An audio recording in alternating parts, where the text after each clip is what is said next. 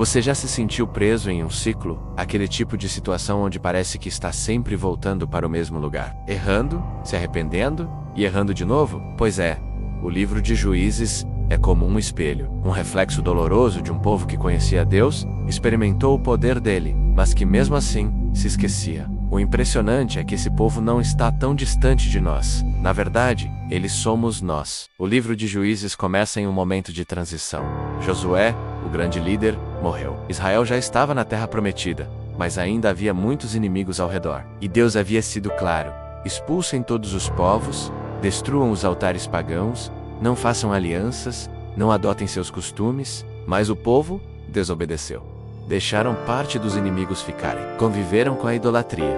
E isso foi uma bomba relógio. Com o tempo, o povo se acostumou com o pecado. E logo, começou a fazer o que era mal aos olhos de Deus. Se afastaram, se misturaram com os povos pagãos. Começaram a adorar deuses estranhos. E com isso, o coração deles foi se endurecendo. E então, Deus permitiu que inimigos os oprimissem. Foram invadidos, escravizados, humilhados. Mas quando o sofrimento se tornava insuportável, o povo clamava, choravam, pediam ajuda, reconheciam seu erro, e aí Deus, em sua infinita misericórdia, levantava um libertador. Um juiz. É aqui que começa o grande ciclo que se repete ao longo de todo o livro. Esse ciclo, se olharmos com atenção, pode estar se repetindo hoje na vida de muita gente. Primeiro, o povo pecava. Depois, Deus permitia a opressão. A dor fazia com que eles clamassem. Deus então levantava um juiz. O povo era liberto. Havia paz por alguns anos. Mas depois, o ciclo recomeçava. Você consegue enxergar esse padrão? Erramos, sofremos, clamamos, e mesmo assim, Deus ouve. Ele nos dá novas chances. Mesmo quando somos infiéis, Ele continua fiel. E o mais incrível, os juízes que Deus levantava não eram pessoas perfeitas. Eram homens e mulheres improváveis, limitados, cheios de falhas, mas disponíveis. E isso é o que Deus mais procura: corações disponíveis. O primeiro juiz foi Otiniel, genro de Caleb, um homem valente que confiava em Deus mesmo quando tudo parecia difícil. Depois veio Eude, um homem com uma deficiência na mão direita. Mas foi justamente essa limitação que o tornou invisível aos olhos do inimigo. E com isso, ele libertou Israel. Porque Deus ama usar nossas fraquezas para revelar sua força. Depois veio Débora, sim, uma mulher, profetisa, juíza, cheia de coragem e sabedoria. Ela liderou o povo com firmeza ao lado de Baraque.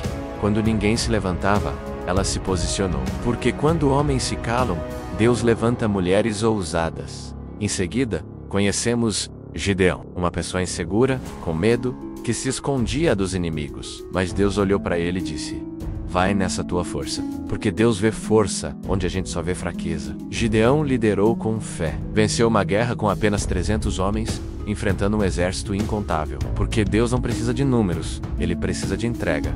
Outro juiz foi Jefté, filho de uma prostituta. Rejeitado, expulso de casa, mas Deus o escolheu. Porque o seu passado não anula o seu chamado. Ele foi instrumento de vitória para Israel, mesmo tendo vindo da rejeição.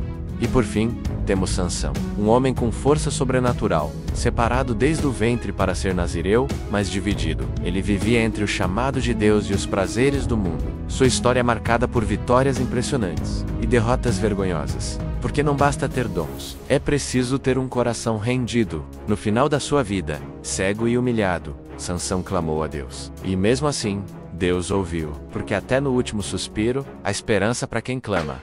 Mas o livro de Juízes termina de forma sombria. Sem juízes, sem liderança, sem direção. O povo se perde completamente. A frase que ecoa no final do livro é triste. Naqueles dias, não havia rei em Israel. Cada um fazia o que parecia certo aos seus próprios olhos. Essa é a definição do caos espiritual.